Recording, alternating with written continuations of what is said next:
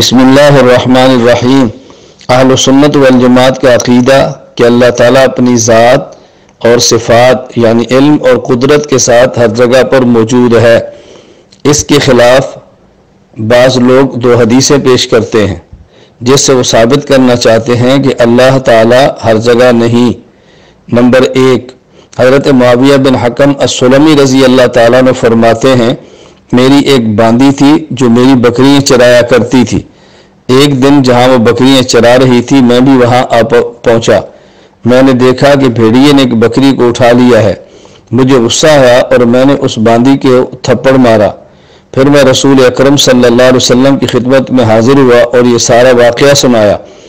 رسول اکرم صلی اللہ علیہ وسلم نے اس کو بہت بڑا سمجھا، یعنی مجھ سے بہت بڑی غلطی ہوئی ہے۔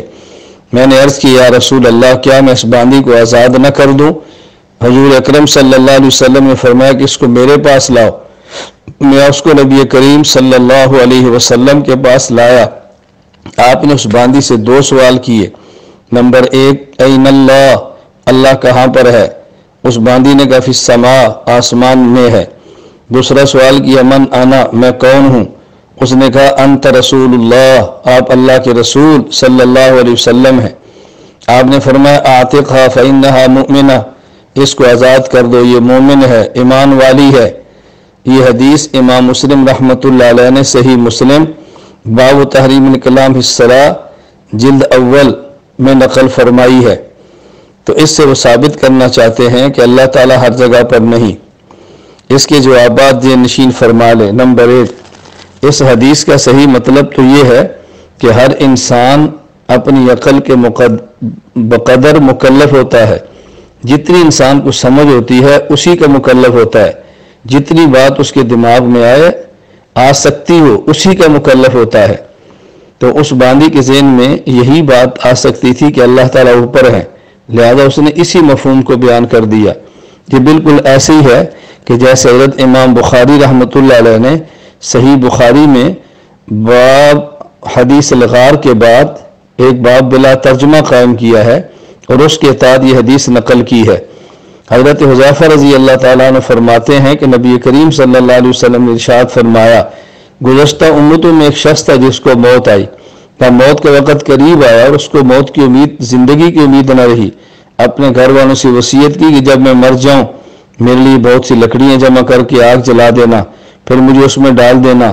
جب آگ میرے گوشت کو کھائے اور ہڈیوں تک پہنچ جائے تم ہڈیوں کو پیسنا اور پھر میری ان ہڈیوں کو کسی گرم یا کسی تیز ہوا چلنے والے دن کسی دریا میں ڈال دینا۔ ان لوگوں نے ایسا ہی کیا۔ اللہ رب العزت نے اس کی ہڈیوں اور سب کو جمع کیا اور پھر اسے پوچھا تو نے ایسے کیوں کیا ہے؟ اس نے کہا یا اللہ آپ کے خوف کی وجہ سے۔ اللہ نے اس کو معاف فرما دیا۔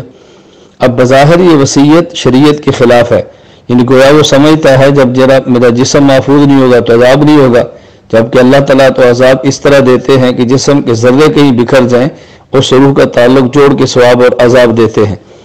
تو اس کا جواب کیا ہے کہ اس شخص میں جتنی عقل تھی اس نے اسی کے مطابق وصیت کی، یعنی اس کا خیال یہ نہیں تھا کہ اللہ تعالیٰ قادر نہیں، بلکہ اس کا ذہن یہ تھا کہ جب جسم سالم ہو تو عذاب ہوتا ہے، نہ سالم ہو تو شاید عذاب نہیں ہوتا۔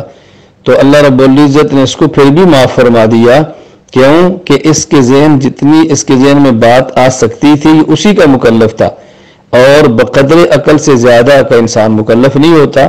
تو اسی طرح جس قدر انسان اس باندی میں عقل ہے اسی کے بقدر وہ مکلف ہے، اور اس نے اسی کے مطابق جواب دیا ہے۔ جواب نمبر 2، اگر اس حدیث کا یہی مطلب لیا جائے کہ اللہ تعالیٰ آسمان میں ہے تو جو لوگ یہ حدیث ہمارے خلاف پیش کرتے ہیں ان کے بھی خلاف ہوگی، کیونکہ ان کا عقیدہ ہے کہ اللہ تعالیٰ عرش پر ہے۔